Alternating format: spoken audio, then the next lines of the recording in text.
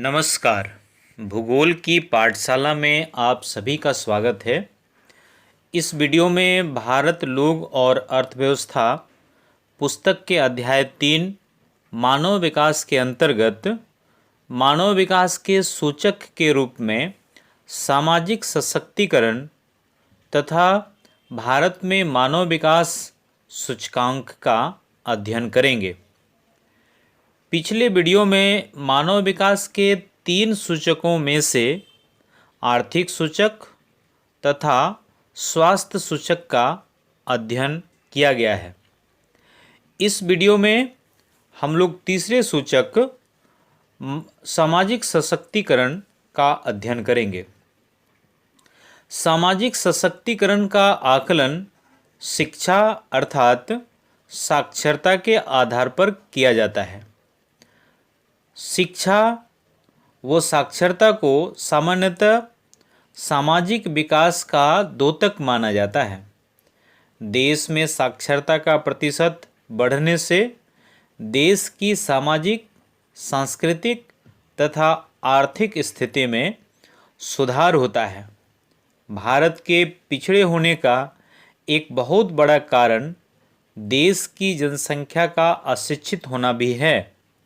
अशिक्षा के कारण भारतीय जनता निर्धन, भाग्यवादी, रूढ़िवादी तथा अंधविश्वास को मानने वाली है, जिसके कारण भारतीय समाज में भूख, गरीबी, दासता, बंधुआकरण, अज्ञानता, निरक्षरता आदि पाया जाता है।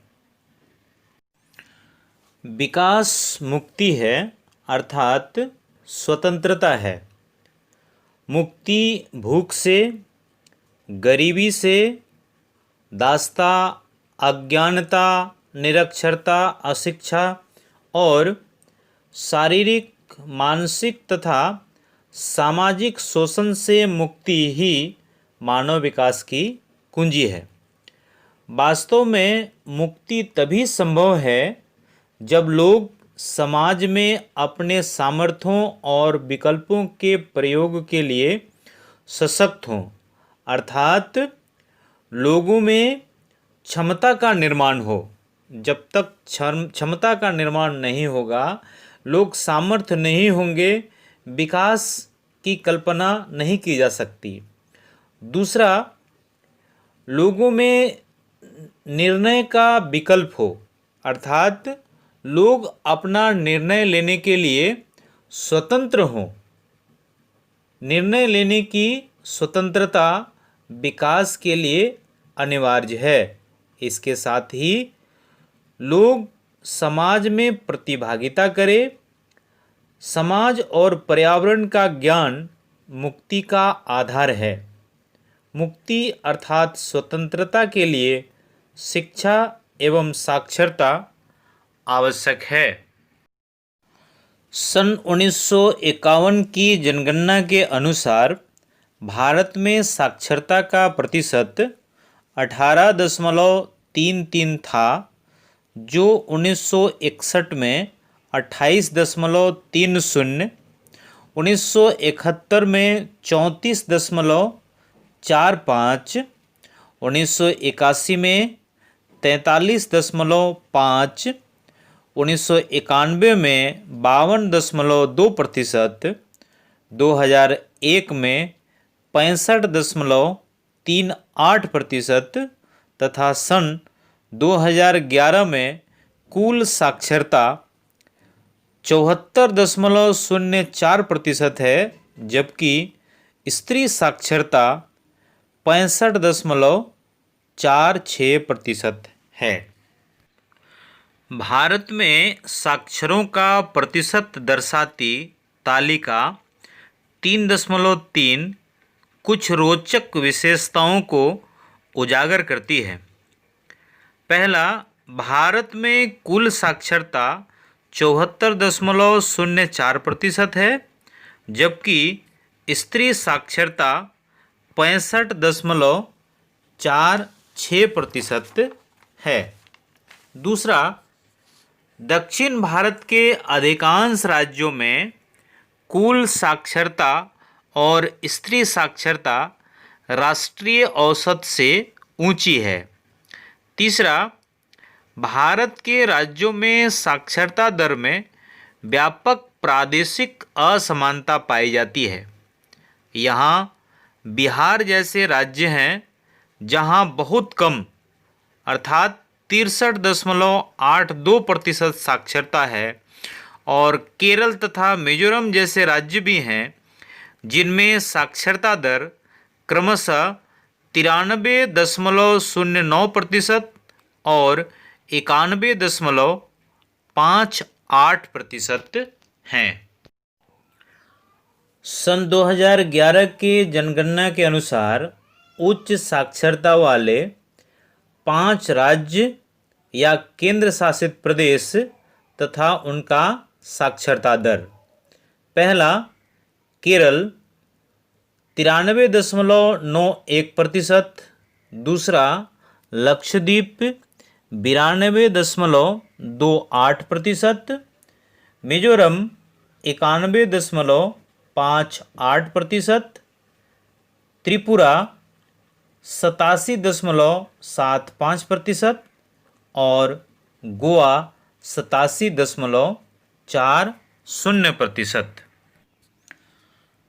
निम्न साक्षरता वाले 5 राज्य या केंद्र शासित प्रदेश हैं: बिहार 63.82%, अरुणाचल प्रदेश 66.95%, राजस्थान 66.06%, झारखंड 66.63% तथा आंध्र प्रदेश 66.66%।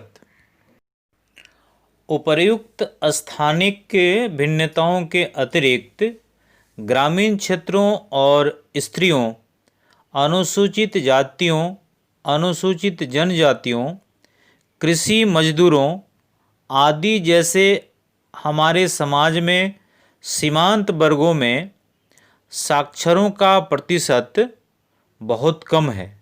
यद्यपि सीमांत वर्गों के साक्षरता में सुधार हुआ है, फिर भी धनी और सीमांत वर्गों की जनसंख्या के बीच अंतर समय के साथ बढ़ा है। भारत में मानव विकास सूचकांक। उपर्युक्त महत्वपूर्ण सूचकों की पृष्ठभूमि में योजना आयोग ने राज्यों और केंद्र शासित प्रदेशों को विश्लेषण की इकाई मानते हुए मानव विकास सूचकांक का निर्धारण किया है। यूएनडीपी के मानव विकास रिपोर्ट 2018 के अनुसार भारत को मध्यम मानव विकास दर्शाने वाले देशों में रखा गया है। विश्व के 189 देशों में भारत का स्थान 130वां है, अर्थात भारत से आगे अधिक विकास करने वाले 129 देश हैं। तालिका 3.4 में भारत के मानव विकास सूचकांक को दर्शाया गया है।